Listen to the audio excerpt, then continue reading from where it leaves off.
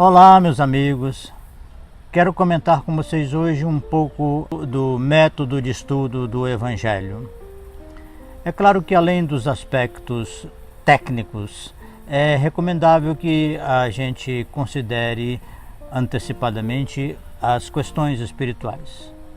A primeira delas é que você se posicione como se estivesse diante de um altar de sabedoria e que você procure os melhores sentimentos que você tem, os melhores ideais, sintonize-se com isso e faça leituras de obras de sabedoria, ou também que você faça uma oração ao término dessa preparação, de forma que você entre, se possível, no estudo de algum texto, de uma passagem, de uma parábola, livre das suas preconcepções, que você se coloque diante daquele texto, daquele conteúdo, como quem está tendo um contato pessoal.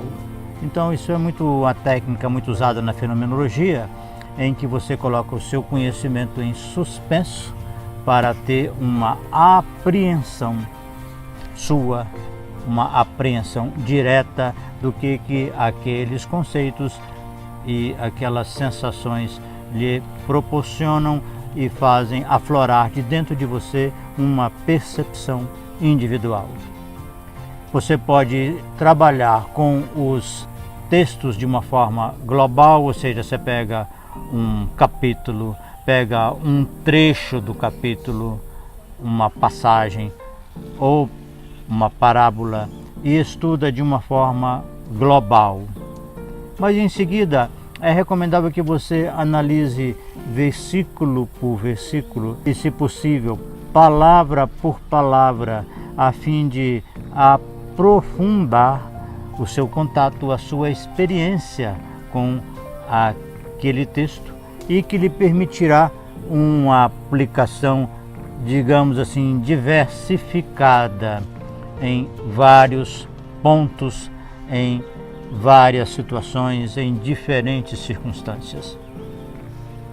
Além disso, é muito recomendável que você reflita bastante a respeito das palavras de Jesus que constam no capítulo 8 do Evangelho de João, quando ele diz assim: "Por que não entendeis a minha linguagem?"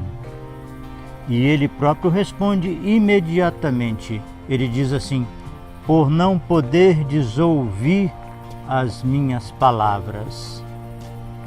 Isso significa um estímulo, um convite para que você ouça as palavras dele e as suporte, a começar da palavra e em seguida, é claro, dos seus significados. Quando eu entendi bem essa proposição de estudo e de interação com o Evangelho, eu passei a valorizar primeiro as palavras. É claro que as traduções modernas, elas tendem a uma certa perda, um certo distanciamento do original, do conteúdo, daquela vibração, né? E eu trabalho de preferência com a tradução de João Ferreira de Almeida, a tradução revista, que é aí do século XVI ou XVII. Então, essa é a minha tradução preferida, sabe, de lidar com o Evangelho. Sempre me refiro a ela, mesmo que eu vá a uma outra tradução. Quando você segue essa proposta de Jesus Cristo, você, quando lê alguma coisa tipo "eu e o Pai somos um", você não está lendo "eu, Jesus Cristo", está lendo "eu". E daí que eu comecei a perceber que é possível que o Evangelho tenha um discurso que permita a sua universalização e uma certa descaracterização da figura de Jesus Cristo. porque eu me aproprio daquele discurso como se fosse para mim mesmo, que é eu e o Pai somos um, significa eu e o Pai somos um. Tá certo?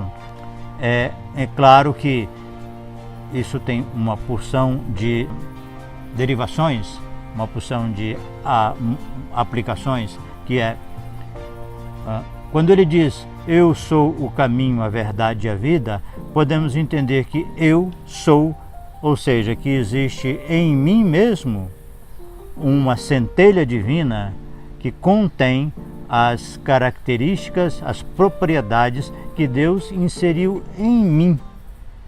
E é através do reencontro dessa minha consciência superficial com esse eu divino que eu vou me reintegrar à minha origem sagrada, divina e eterna. A partir disso, o Evangelho adquire um outro caráter, que não é mais centrado numa figura histórica, por mais iluminada que ela seja, mas ele adquire as características, um formato de um manual do cosmo, das leis que regem o cosmo, expostas, algumas leis de uma forma mais genérica e outras em pequenos relatos, não é? A relação entre o pai e o filho me parece que é o principal tema do Evangelho. A paridade, né, entre o pai e o filho leva a uma amplitude e é profundo, mas nós temos que reconhecer que não é o único tema e vários outros aparecem, né?